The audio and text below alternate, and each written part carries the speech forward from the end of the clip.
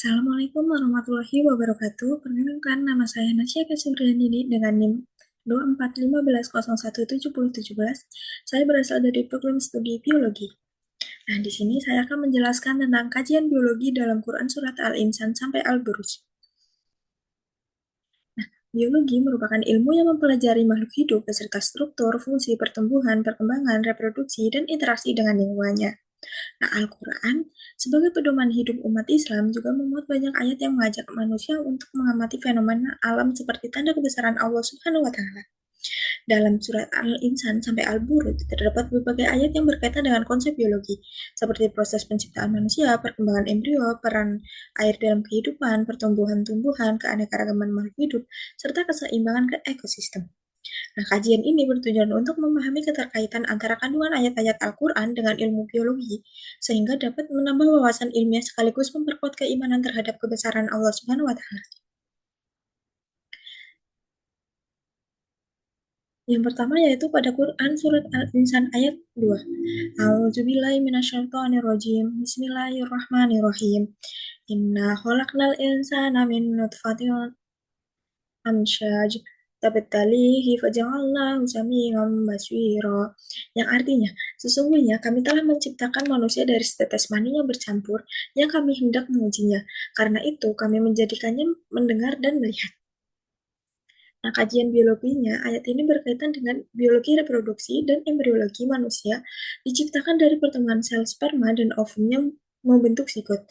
Kemudian berkembang menjadi embrio dan janin di dalam rahim hingga lahir. Proses ini melibatkan pembelahan sel, diferensiasi jaringan, serta pembentukan organ-organ tubuh, termasuk organ pendengaran dan penglihatan yang memungkinkan manusia menerima rangsangan dari lingkungan. Yang kedua yaitu pada Quran Surat Al-Mursalat ayat 20 sampai 23. Bismillahirrahmanirrahim. Alam nahlukum mimma immahin fajalnahu fi qararin makin ila qadarim ma'lum faqadarna fani'mal qadirun. Yang artinya, bukankah kami menciptakan kamu dari air mani yang hina, kemudian kami meletakkannya dalam tempat yang kokoh yaitu rahim sampai waktu yang ditentukan. Nah, kajian biologinya yaitu ayat ini berkaitan dengan embriologi dan reproduksi manusia. Air mani yang telah dibuahi berkembang di dalam rahim sehingga sebagai tempat yang aman bagi pertumbuhan embrio hingga menjadi janin. Selama masa kehamilan, janin memperoleh oksigen dan nutrisi melalui plasenta sehingga dapat tumbuh, berkembang, dan membentuk sistem organ secara sempurna hingga waktu kelahiran. Yang ketiga yaitu pada Quran Surat An-Naba ayat 14 sampai 16. Bismillahirrahmanirrahim. Wa anzalna minal mu'surati ma'an sajjaja linukhrija bihi habban wa nabata wa jannatin alfafa. Yang artinya, dan kami turunkan dari awan air yang tercurah dengan lebat agar kami tumbuhkan dengannya biji-bijian, tumbuh-tumbuhan, dan kebun-kebun yang rindang. Nah, kajian biologinya yaitu ayat ini berkaitan dengan botani, fisiologi tumbuhan, dan ekologi. Air hujan merupakan faktor utama yang mendukung perkecambahan biji, penyerapan unsur hara oleh akar, serta proses fotosintesis pada tumbuhan. Nah, proses tersebut memungkinkan berbagai jenis tanaman tumbuh subur dan menghasilkan bahan pangan yang bermanfaat bagi manusia, serta berperan dalam menjaga keseimbangan ekosistem. Selanjutnya yaitu pada Quran Surat An-Nazi'at ayat 30-33. Bismillahirrahmanirrahim. Wal arda ba'da dzalika dahaha ahraja minha ma'aha wa marhaha wal jibala arsaha mata'an lakum wa li'an'amikum. Yang artinya, dan bumi sesudah itu dihamparnya, dari bumi itu dia memancarkan mata air dan membunuh tumbuh-tumbuhannya. Nah, kajian dalam biologinya yaitu ayat ini berkaitan dengan ekologi dan ilmu lingkungan. Mata air menyediakan sumber air yang dibutuhkan seluruh makhluk hidup, sedangkan tumbuhan berfungsi sebagai produsen yang menghasilkan oksigen dan bahan makanan melalui fotosintesis. Nah, hubungan antara air, tumbuhan, manusia, dan hewan menunjukkan adanya keseimbangan ekosistem yang menopang kelangsungan kehidupan di bumi. Nah, pada Quran surat Abasa ayat 24-32 yaitu Bismillahirrahmanirrahim. Falyanzuril insanu ila ta'amih anna sababnal ma'a sabba fa'ambatna fiha habba thumma syaqaqnal arda syaqqa wa wa qainnabaw wa qutba wa zaituna wa nahla wa hadaiqa gulba wa fakihatan wa abba mata'an lakum wa li'an'amikum. Yang artinya, maka hendaklah manusia memperhatikannya makanannya. Sesungguhnya kami benar-benar telah mencurahkan air dari langit. Kemudian kami belah bumi dengan sebaik-baiknya. Lalu kami tumbuhkan pada biji-bijian, anggur, sayur-sayuran, zaitun, pohon kurma, kebun-kebun yang lebat, buah-buahan, dan rerumputan sebagai kesenangan untukmu dan untuk hewan-hewan ternakmu. Nah, kajian dalam biologi yaitu ayat ini berkaitan dengan botani, fisiologi tumbuhan, dan ekologi. Air hujan berperan penting dalam proses perkecambahan biji, penyerapan unsur hara, dan fotosintesis, sehingga memungkinkan berbagai jenis tumbuhan tumbuh dan menghasilkan bahan pangan.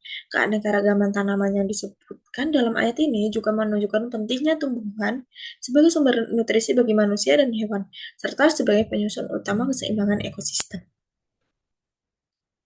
Nah, pada Quran Surat At-Takwir ayat 5, Bismillahirrahmanirrahim, wa idzal wuhushu husyirat, yang artinya dan apabila binatang-binatang liar dikumpulkan.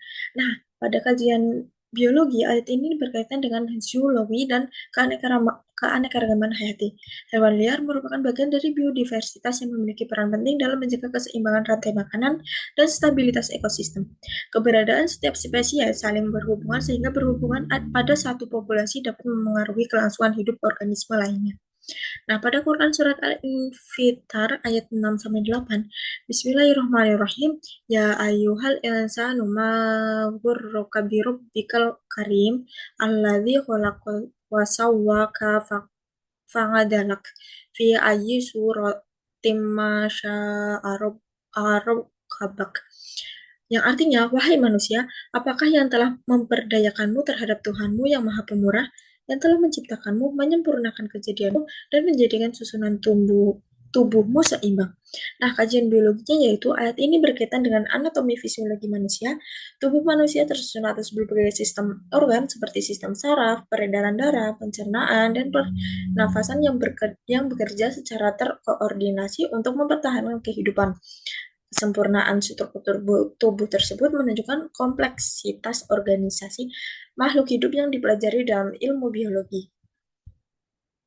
Nah, pada Quran Surat Al-Insyikok ayat 19, Bismillahirrahmanirrahim, latar kabunna tobakong tobak, yang artinya, sungguh kamu akan mengalami tingkat demi tingkat dalam kehidupan. Nah, kajian dalam biologinya yaitu ayat ini berkaitan dengan biologi perkembangan. Setiap makhluk hidup mengalami tahapan pertumbuhan dan perkembangan mulai dari fase embrio, bayi atau anak dewasa hingga penuaan.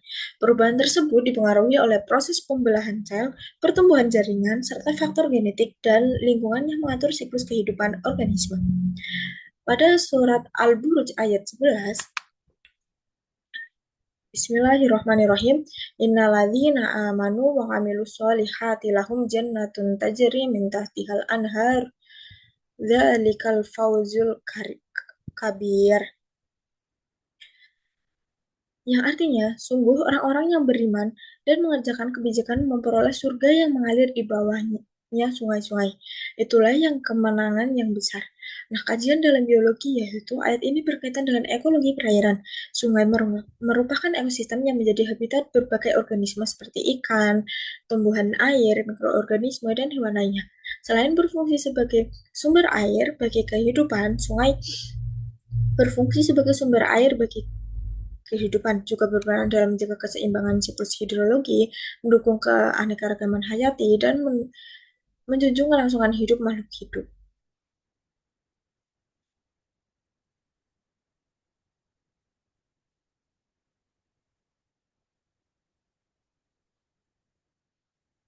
Nah, selanjutnya yaitu kesimpulan. Berdasarkan kajian surah Al-Insan sampai Al-Buruj, dapat disimpulkan bahwa Al-Quran memuat berbagai ayat yang berkaitan dengan konsep biologi, seperti penciptaan manusia, perkembangan embrio, pertumbuhan tumbuhan, fungsi air, keanekaragaman makhluk hidup, serta keseimbangan ekosistem.